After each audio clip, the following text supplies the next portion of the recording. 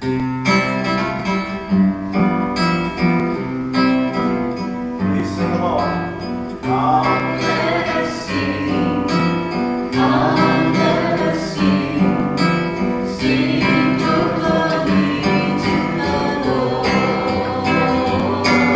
know, what we hope to see throughout the year, and it's already started to happen, is not only will we, you know, in addition to the annual gathering for Noahides and by Noahides, we want to continually see regional get-togethers like this, regional conferences. And we've had a few of these already in the past, and it was at one such regional conference that I met our next speaker, and he surprised all of us with his vitality, his humor, and his approach to Torah learning. He is from Waco, Texas, and hopefully one of these days when you say Waco to somebody from another part of the U.S., they won't go, "Oh, Waco, where the cult is." Maybe they'll say, "Waco, oh, that's where George Brock is from." George, come on up.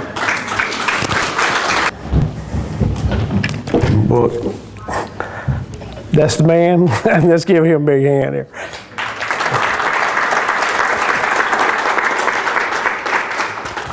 This is also another friend of mine. It says Jiu-Jitsu. Okay. And tremendous. He is actually, he does in Israel kind of what we do here.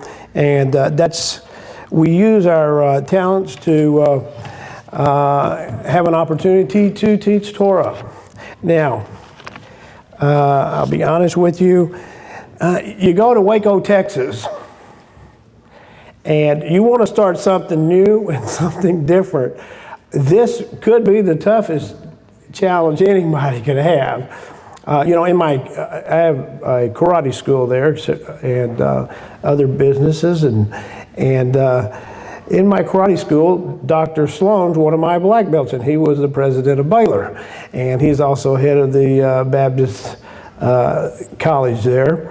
And I also have many, in fact, I teach for TSTC, and through them we are going to have accredited classes in the martial arts, and after every segment I give them a aphorism from Judaism.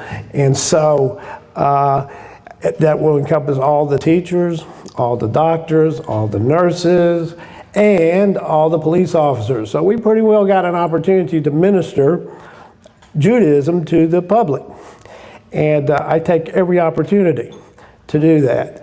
And I would like to now get into my teaching a little bit here, and you guys let me know when I've gone too far, too long.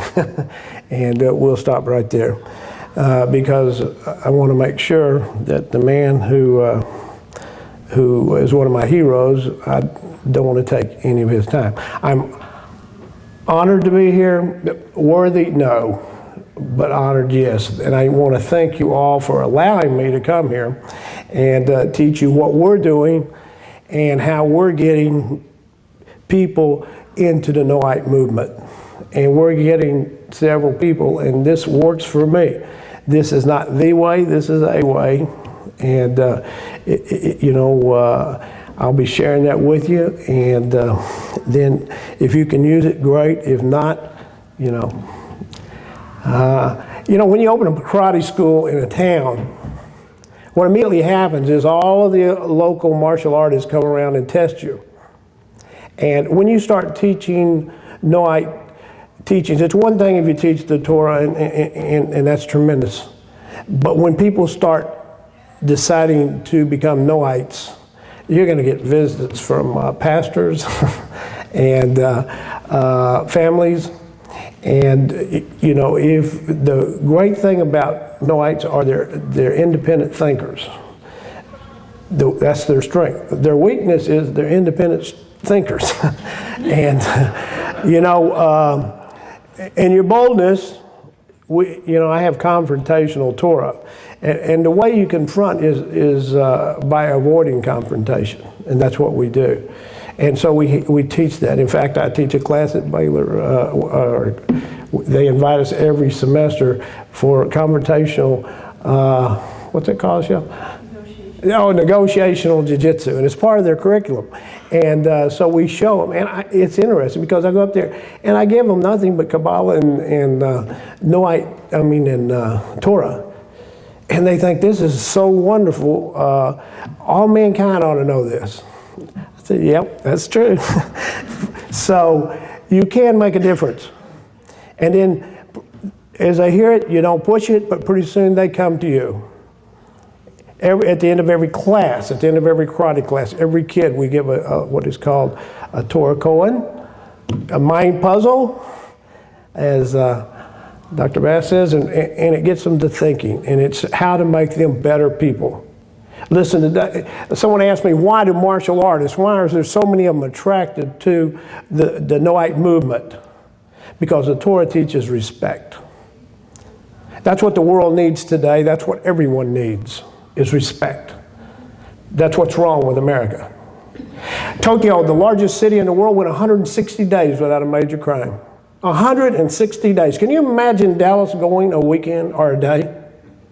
And you know what it's all about? They had martial arts in the school.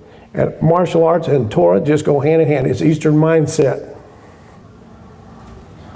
It's to respect one another. And that's what the Torah teaches. And that's why there's so many, it's so easy to get martial artists drawn in. I probably have 15 black belts as part of our group. And these people have an influence on other kids. And you do make an impact on people. I'm going to tell you what, to avoid criticism, all you have to do is say nothing, do nothing, and become nothing. This Noahide movement is the most important thing in the world. You know, when talking to people about righteousness and so forth like this, you know, the one thing that we have that people want is truth. You people have found truth. And that's the most powerful thing that we have. And that's the tool you use. You have answers to questions. People come to me, you know, hey, they're leaving their different groups because no one gives them answers. If they do, if you start asking too many questions, you're out of here. And they come and you have answers to their questions. You know, Rabbi Bass taught a class on how you can redeem Christianity.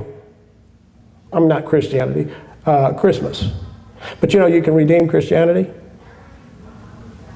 You know, it's like the man who's on a train. And he finds out the train's going the wrong way. The man's on a journey. He gets up and they tell him, you're going the wrong way. What does he do? He gets up, he turns around and sits facing and looking at the other direction. That's what happens when you hear truth and you reject it. But if you get off that train and you take the right train, then what happens is Christianity has been a step toward your journey. And you can redeem that. All those hours, all those things you did can be redeemed. It's compared to Rosh Hashanah and Sukkot. You know, you can redeem the things that you did for the past year. God will bless you for it on Sukkot if you repent. You know, this is easy for us as martial artists to understand. Because what we try to do is, as we teach you self-defense, what we want to do is eliminate mistakes. That's what, one level to the next is you eliminate these mistakes. And if you can do the techniques without any mistakes, you get rewarded for it. But what are you rewarded for? Eliminating mistakes. And that's what God does. He'll actually reward you and turn those in to positives. Well, it's the same thing. When you come out of Christianity, you can use Christianity as part of that journey. And then all of that Christianity, because it led you to the journey, can be a positive thing. It can be the closest thing to truth, or it can be the furthest thing. You just keep riding that train, you will get further away. Now, I like to use stories and parables and teaching. You know, when I'm teaching, and riddles, and kids love them. Kids love them. People are drawn to them. You know, people want to know when they look at the Grand Canyon, how on earth something millions of years in its creation only came here 6,000 years ago. They want to know the answer to that. Yeah, I was impressed in the fact that the rabbi was saying that the Kabbalah does not help in the halakhic teaching. But I want to tell you something. It makes a big difference in Noahide teaching other Gentiles. Because when you can tell them that you hate creation 14 billion years old, like Rabbi Abner said, and science says it's 14 billion years old, and part of our teachings is that we learn that science and Torah meet each other, and you can start seeing truth. The Jews have had the truth the whole time. We've been searching for truth. And we're disappointed and we're upset. Yeah, I didn't have this teaching when I was younger. And these people knew it. We have children who, they know in all the seminaries, you know, I was a pastor, they know in all the seminaries that these things are wrong. They never taught us. I don't argue any more scriptures. All I do is I take what Losato says, Rabbi, and I teach who God is. Once you teach who God is, it's obvious who He is. You don't have to say anything. They catch on themselves as you start teaching truth. Well,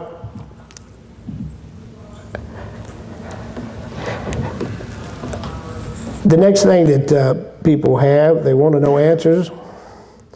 You know, where do we come from? Well, you know, what are we here for? What's the plan? Rabbi Bass teaches that so well. I'm a big fan of his. I teach just like, I model my teaching after him. He changed my whole way of thinking. You don't have to confront people, just give them the truth. You give them the truth and they'll confront themselves. Well, they want to know what the secret of life is. How many of you would like to know the secret to life? I can give it to you right now. Everybody want to know? Okay, with me, everybody. Breathe in, breathe out. That's the secret to life.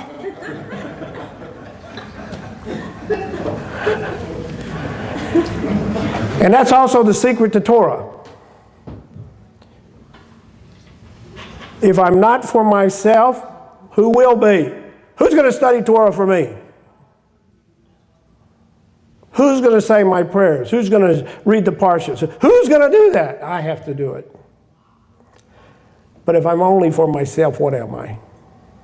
Listen, you got to breathe the Torah in, and then you got to give the Torah out. And you give it through your thoughts, your words, and your actions. That's what the Torah is about.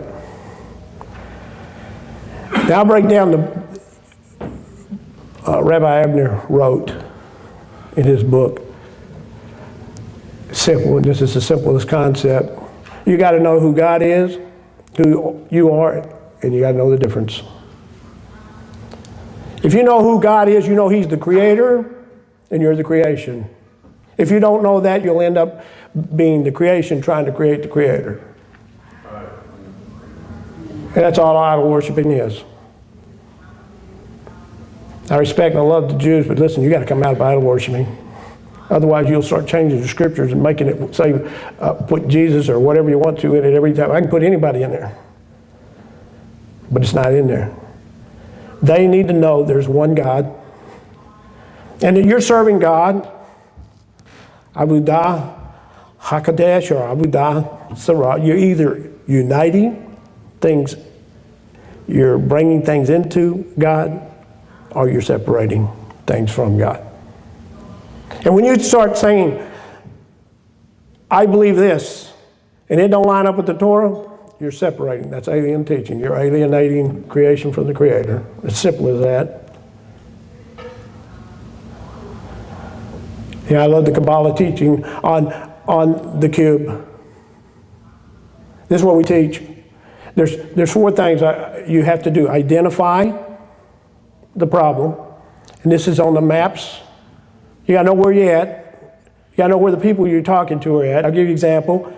The first thing we teach them is, okay, there's 3 types of people. There's adults, there's children, and there's infants. This is very important in the martial arts too. An adult is someone who uses his intellect you can communicate with.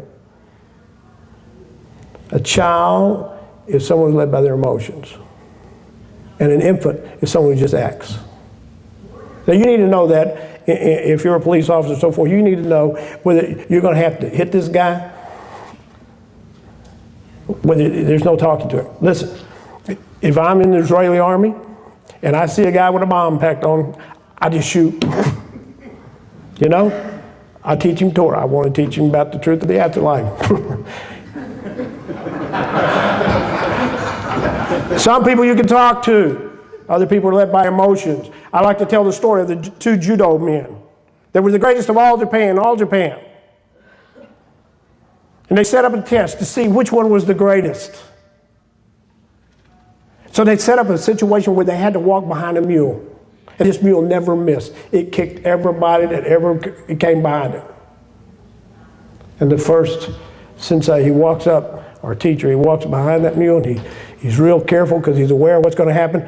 And boom, the mule kicks and he jumps over it. First guy to never get hit by the mule. Surely he's the greatest of all of the teachers. The second teacher comes in. He recognizes the danger. He senses it. He calms the mule and walks in front of it. Which one was the greatest teacher? Which was the greatest judoka? The one that walked around it. Because instead of letting the emotion of the animal control him, he controlled the emotion. And to overcome emotionalism, which is all Christianity or any other religion is, you're going to have to overcome it with the intellect, reason, and logic. That's what Abraham did. Reasonable and logical men do not believe that they're creating their creator and they're worshiping something that they made out of a rock or a stone or wood. Abraham knew this. He used reason and logic to find truth. And listen, you got to know, first of all, the very first thing you're going to have to learn is you're going to have to know who God is. That's exactly what God did when he took the Jews. He made sure everybody knew he was God. Before they were ready for the Torah, they had to know who God was. And I want to tell you, if you don't teach people who God is, and they get in the Torah, they will bastardize that Torah and put somebody else in there. 6 points on who God is. First of all, God exists. He's the first cause. Question. This is a trap question. What was here before God? Anybody got an answer? Somebody say it? Not you guys. What was here before God? Somebody said nothing? God. God's eternal. He was always here. It's a trap question. God's always been here. He's eternal. We need to know that. That's very important. Because creation cannot create itself. There's nothing created that can create itself. In the beginning, it had to go back to a first cause. God's the only one who created something from nothing. What we can't see created what we can see. Transcendent light to imminent light. The second thing you need to know about God is that He's perfect. How many of you believe God's perfect? All right. The Torah is perfect too. If something's perfect, you can't what? What's the rule of perfection? You can't what, guys? You can't add to it. You can't take away from it. Why? It's perfect. So if the Torah is perfect and God is perfect, then God can't leave perfection, otherwise He wasn't perfect. So He can't become a man. Because He's perfect in His state as a spirit when He created. He's perfect in the invisible. Man is a dependent creature. How many of you know man needs to eat, drink, sleep? God doesn't. He's totally independent. So He can't change. He can't change because He can't add to or take away from perfection. The third thing you need to know is that God continues to exist. Back in the early 60s, people were going around saying that God died. Can you imagine? God's everywhere. Where are you going to bury Him? Silliest thing I ever heard of. Not only that, the Jews are connected to God. The Noahides are connected to God. And ain't nobody told us. And if we're connected to Him, we exist only because what? He exists. He's holding everything together. How do you know there's a God? Look around. Fourth thing you have to know about God is that He is independent. He's omnipresent. Well, that eliminates any parts. Because if He's everywhere, there can't be another God somewhere. And the Trinity is based upon three separate equal gods.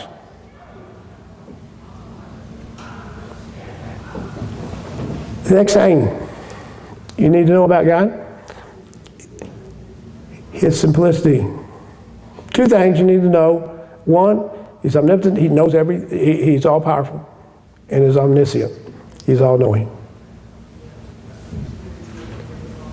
Someone asked, well, they're an atheist, they say, can God build a mountain so high that He can't tear it down? How many of you have ever heard that before? What's your answer? Nobody does it anyway. Pardon? Nobody's doing it anyway. Nobody's doing it anyway. That's good. The answer to that is no, He can't. Why? Because God is limited. He's limited to being God. How many of you know God can't lie? God can't build a mountain so high He can't tear it down. You know why? Then He wouldn't be all powerful. Plus He ain't stupid. You know. These are the questions you're asked by Gentiles.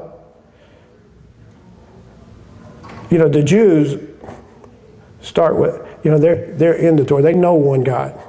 Listen, we got to start by teaching people the truth about God.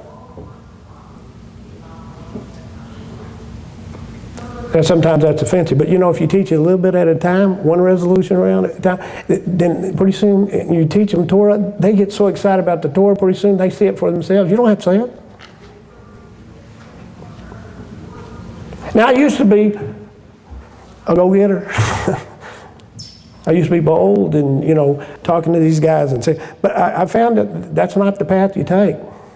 But I want to tell you why we do that. Because it's not where you're looking at, but where you're looking from. Many of you people have different areas and different situations on how you came out of, Christianity or so forth. I'm in a situation in an area where you got to be pretty bold to be in that area. And I'm the type of guy. How many of you know what happens when you bend a bamboo? If a bamboo stick is bent, what happens to the bamboo if you straighten it up? Who can tell me what happens to bamboo if it's bent and you straighten it up? Pardon? It goes right back. How do you straighten a bamboo? All the way the other way. And then you know what happens?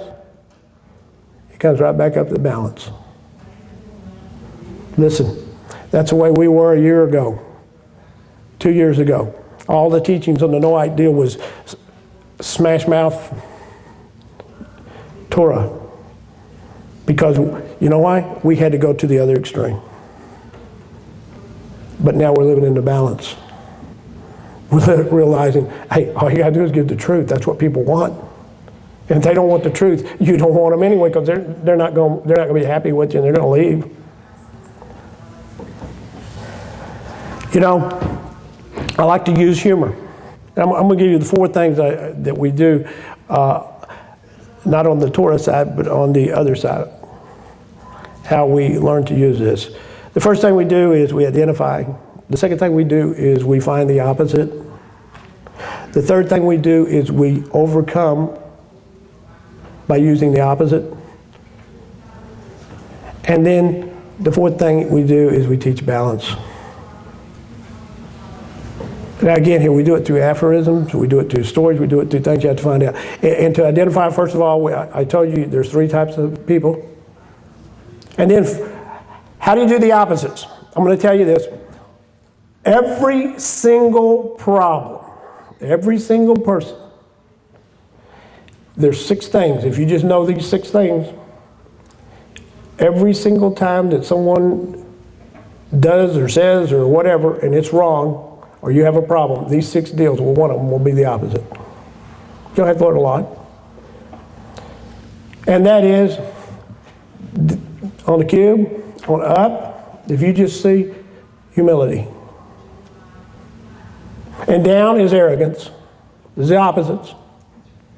In front is selflessness.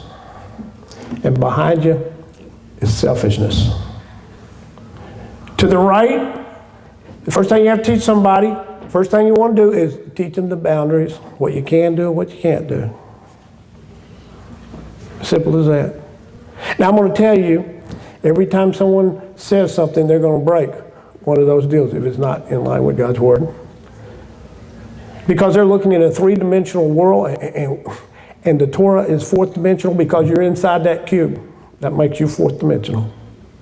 And your thinking is reason and logic, and theirs is emotionalism.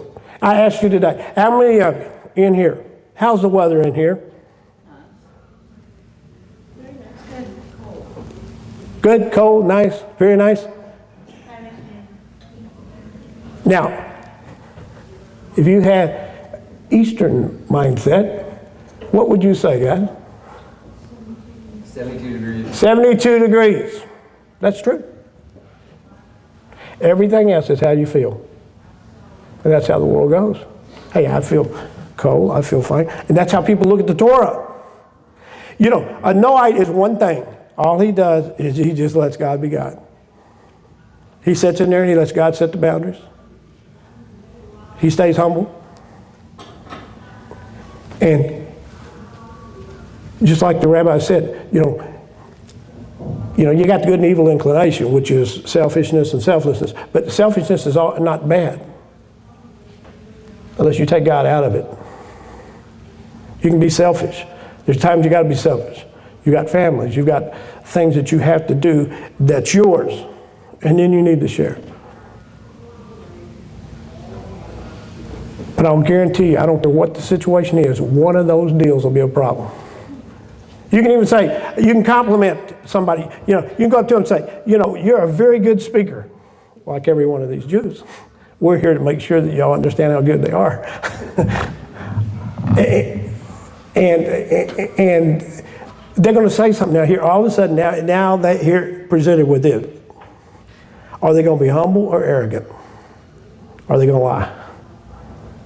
Say, well, I'm not that good. That's lying. These guys are great. Well, I've studied a long time. That's arrogance. When they say God has given me great teachers, that's what He's given us. It's easy to remain humble. Ain't none of you made yourselves.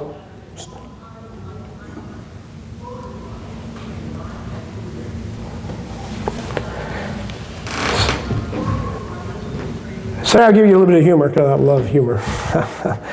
All right, two intellects. And my aphorism for identify, we already told you the three types of people, but it's also, to understand a thing, you must, first of all, on identify, it's not where you're looking, it's not what you're looking at, but where you're looking from. How many can agree with that? Listen, what I love about Judaism is the answer to every question. The answer to every question is it depends. Why? Because there's higher laws and lower laws, and there's, you got to look at, these rabbis know where you're looking at. You got to know where a person's looking at before you condemn them. You don't condemn them then because hey, they're looking at it from a different angle. That's what I love about the Torah, 70 faces.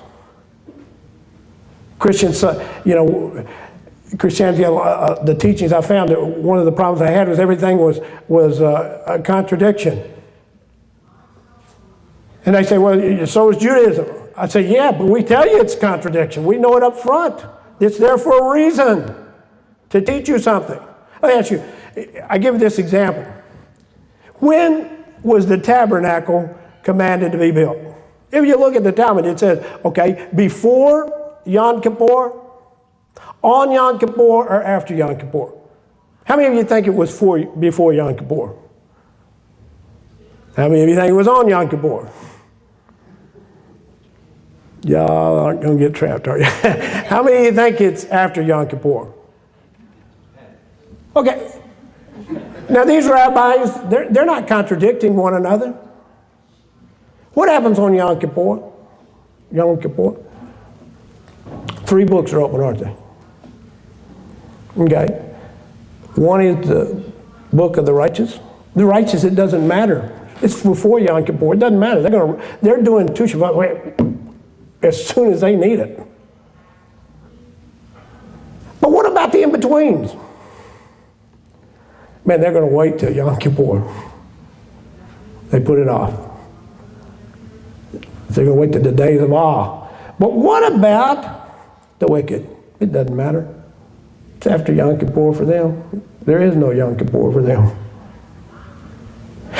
And all the Torah is trying to get you to do is look at it from, it's not what you're looking at, but where you're looking from. It's like these two wise men are intellects. They're on each side of the river. One looks both ways. He doesn't see any bridges. He says, how do you get to the other side?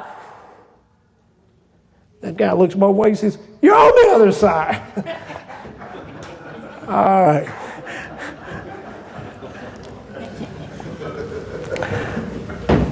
Thanks, Jen. All right. So then I like to give a parable. Oh, not what you're looking at, but where you're looking from. And I give the parable of Takahata and Kawakami, the 2 greatest archers in the world. One could, like Robin Hood, one shoot an arrow, the other split the arrow. They were so great, and they were the best of friends, but people began to wonder who was the best, and they began to wager large sums of money on them until it got to the point where they were scared of each other because someone might, they come from a poor place and someone might take them up on it. And one day one of them's walking down the mountain and one of them's walking up the mountain, and for no reason, the guy down below takes out his arrow and shoots right at him. The other one does a combat row and shoots right back. Strikes him right in the heart. Kills him right on the spot. And he's thinking to himself, why was he so stupid? He knows we played together that, anything that open, that I'd notice it. About that time a tiger falls. He just saved his best friend's life. Looking at it from 2 different angles.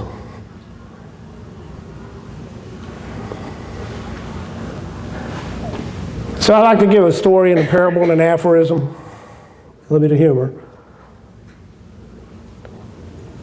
And then we do the same thing when it comes to opposites. If someone has a problem over here, it's going to hit one of those 6, I'll guarantee you every time. Then what we do is we'll say the problem is they're arrogant. Then we're going to teach them humility and balance it out till they walk in the middle. Example of balance. These two intellects were building a house. One would pull out a nail, he'd hit it, and next one he'd throw it away. He put out a nail, he'd hit it, next one he'd throw it away. And one guy said, "What are you doing?" He said, "Someone put the head on the wrong end." He said, "No, duh, it's for the other side of the house." You know? Rabbi Bass says that to understand the opposite of something, to understand anything, you must understand the opposite. We teach them this, and we give them examples of that. We give them stories. And we give them aphorisms and parables, and then we give them Torah. Another one, overcoming. How are you going to overcome? This is my favorite Jewish story. Guy goes into the pet shop. He buys him a talking centipede. He brings that talking centipede back to his house. He puts it on top of the fireplace. He gets up and he says, "Mr. Centipede, you want to go to the pub, get a drink?" The centipede doesn't say anything. He waits about 5 more minutes. He says, "Mr. Centipede, do you want to go to the pub to get a drink?" Nothing. So finally, about 10 more minutes, he gets up and he says, "Mr. Centipede." The centipede says, "I heard you the first time. I'm putting on my tennis shoes." You see, we Gentiles have a lot of obstacles to overcome. You know, I mean, Waco, I go to the conservative shul because that's all the Jews that are there. First year, they're looking at us like we're crazy, you know, like we're just out there to try to save them, but we keep coming. Pretty soon, they start talking, asking questions. And pretty soon, that Kabbalistic teachings that they're having, they quit doing so much of what they think, and they stick to the Torah and Kabbalah teachings. We making them study like they ain't never had to study before. And they're finding, because we do the Orthodox teaching, they find that, hey, you know, their whole service is Orthodox. But they just don't believe what they're doing. And we're proving to it is right. That you have the truth. We've been looking for it, God's hide, and we found it. And these guys are getting excited about the Torah. I hope to see these guys become Orthodox pretty soon. These are obstacles. You know, your family's you got to give up your family. All my family became Noahides now. But you got to give that up. The Jews don't accept you. At least where I went. That's why we're so lucky. You're so lucky with these people here. These are the best Jews ever. Most knowledgeable people I've ever met. And they love us. These guys actually love us as much as we love them. It's amazing. That's what you got to have. We got to overcome obstacles. You know, your friends, they won't be around you, but they're watching you. When they get in trouble, times of need, they see God answers your prayers. They call you up and want you to pray for them. Pretty soon, privately, they come around, they ask you, "Hey man, explain to me what you're doing." It's like martial arts, you know, when you're going around, everybody's kidding, yeah, you know, all this stuff. And then, you know, when everybody leaves, they go, "Hey man, could you show me some of that stuff?" You have truth. Yeah, I used to worry because all these pastors come by after their people started coming to our Bible studies. But I found out this. Every one of you people, you don't have to fear none of them. Because you got something they ain't got, and that's truth. And I don't care what you do, when you take it to truth, there is no, you cannot beat it.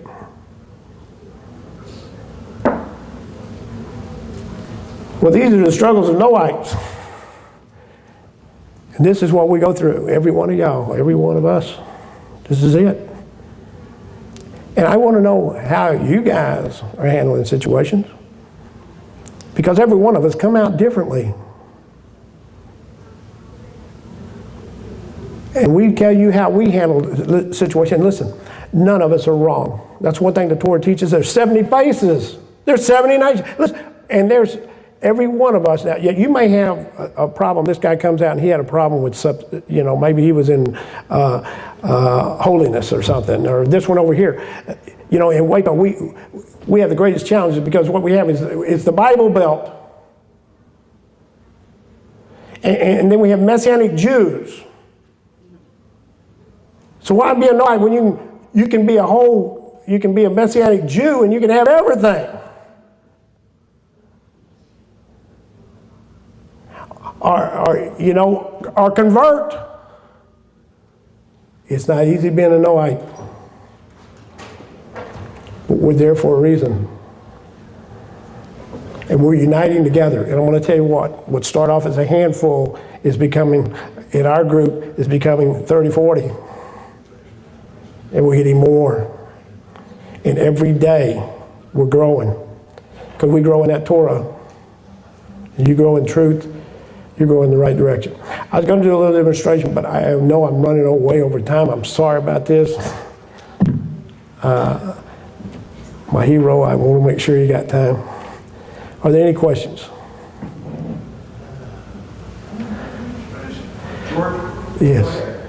Yeah. Pardon me? We got started late, so if you get your full hour in, so if you do Oh, okay.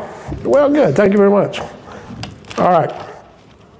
Let me give you, this is how we do. This is the very first, if we had somebody come into our Noahide movement, this is exactly what we teach them. First of all, we give everyone a stone edition of the Tanakh, and we give them that free, to study. And we first thing we want to do is start reading the Parsha. Very few of them never even read the Old Testament. That's the first thing we do. And then we have, on the Sabbath, we have our weekly Parsha teachings and a segment on Noahide teachings where I use Dr. Abner's book.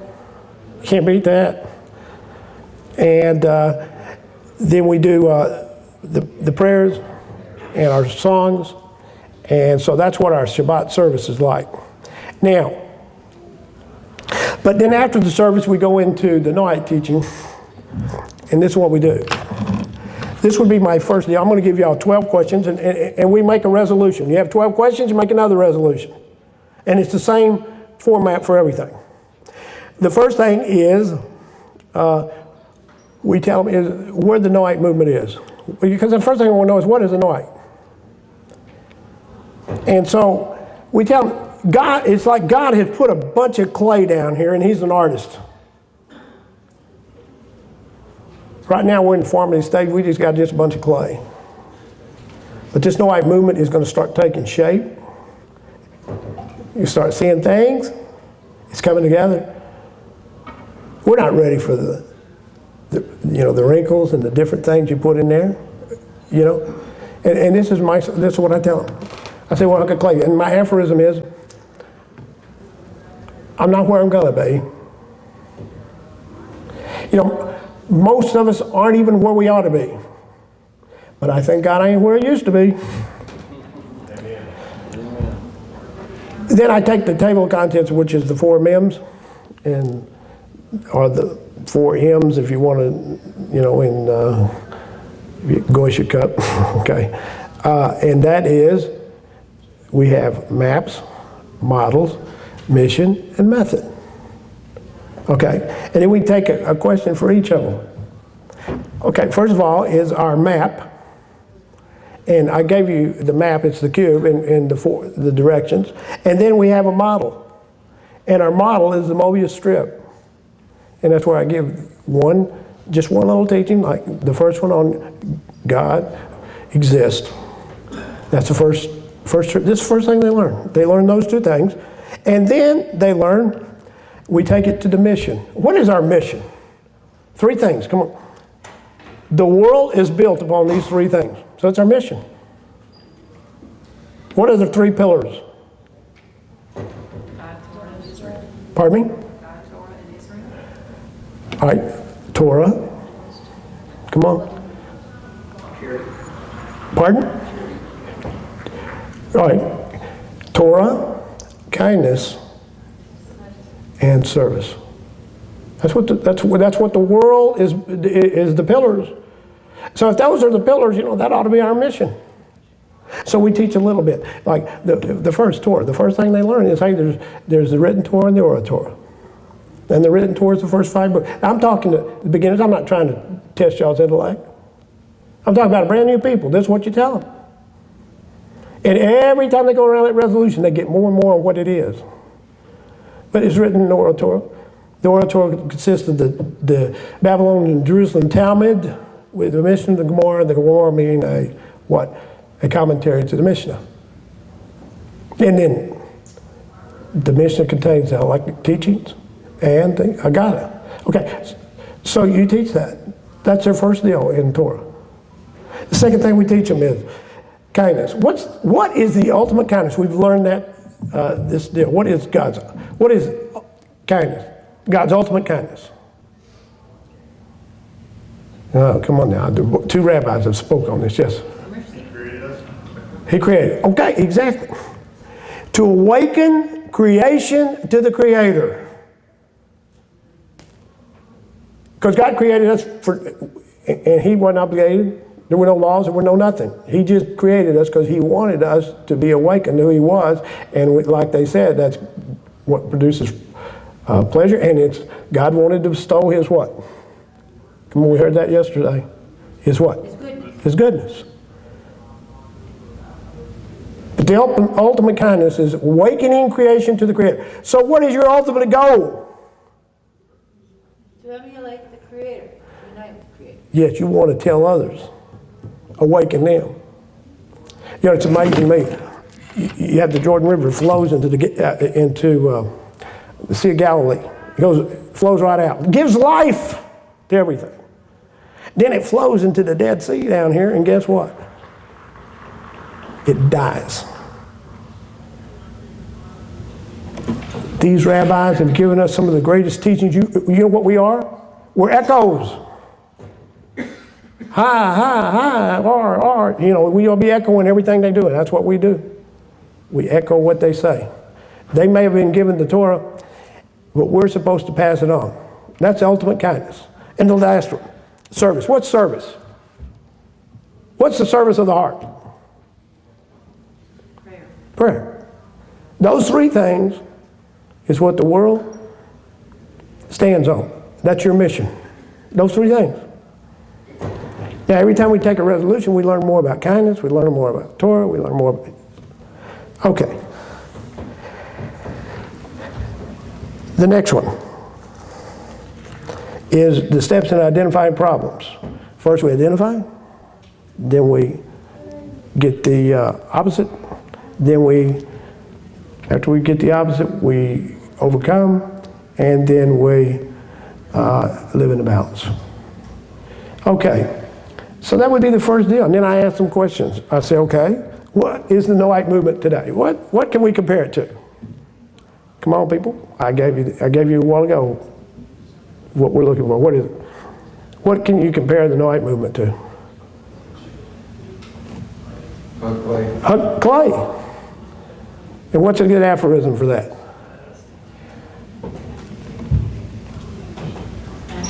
Not where what? Gonna be. Not where I ought to be. Thank God I ain't where I used to be. And we get them to memorize these things. Learn them. Because they're going to be confronted with what they believe, and they need to know it. And so we teach them these deals.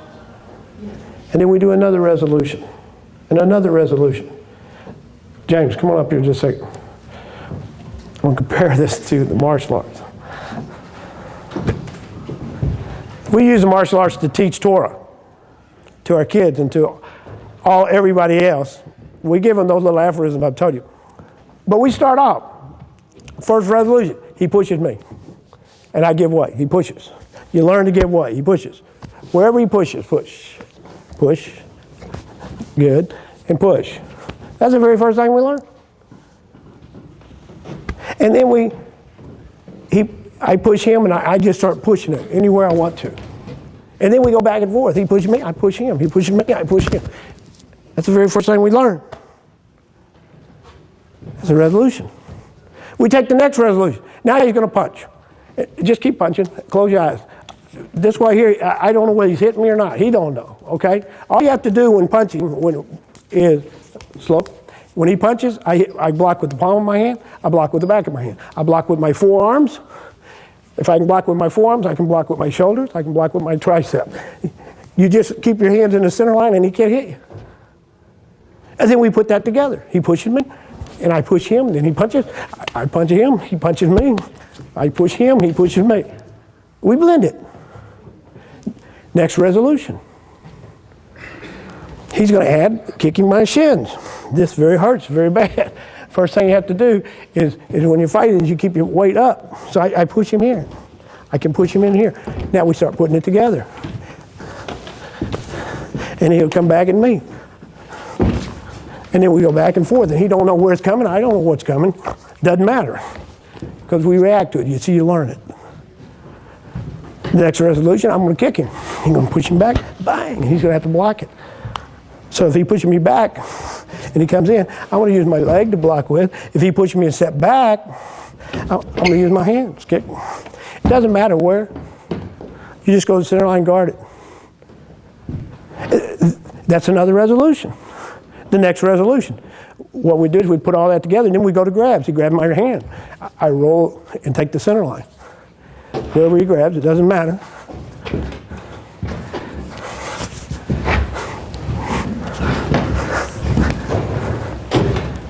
You learn to, and we avoid rather than contend. We avoid him immediately. Now, if he grabs my hand real tight, and his whole life depends upon him grabbing my hand, then I punch it. Automatically opens up. Doesn't hurt him, doesn't hurt me. Then we'll take that, and he'll try to get me in a headlock.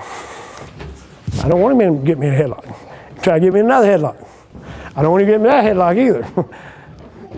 If I didn't do that, he'd have me here. If I didn't do the second one, he'd have me here. He can push my arm up. He'd have me here. So how do we avoid that? When he comes up, I don't want that.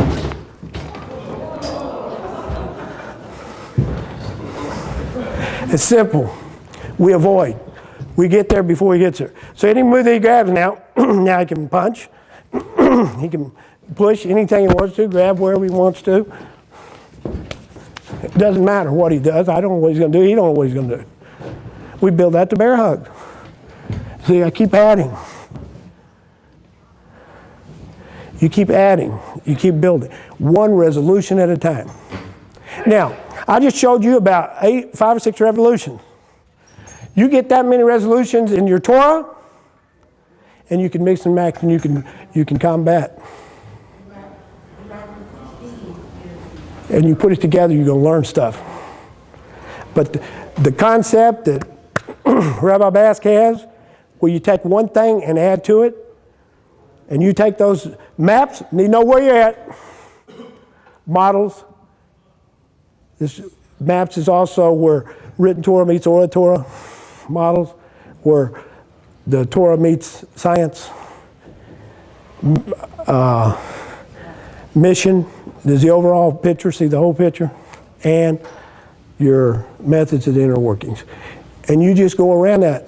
And I don't care what you do, you can add your own what needs to be in there. But if you'll start doing that, they will learn, and they will learn, and they will learn, and they will learn. And I had 2 kids who never even heard of the Torah. These kids are on like the 5th, 6th resolution now, and these guys, you know, you listen to them, you think they're geniuses. But it's just a simple concept. You build on it, and then it pretty soon all works together. It doesn't matter where it comes from. It's going to hit one of those deals. This is the most profound teaching I've ever heard. I am sold on Rabbi Bask and Rabbi Abner. I teach his Noahic teachings. We teach that every Sabbath. Let's give these rabbis a big hand.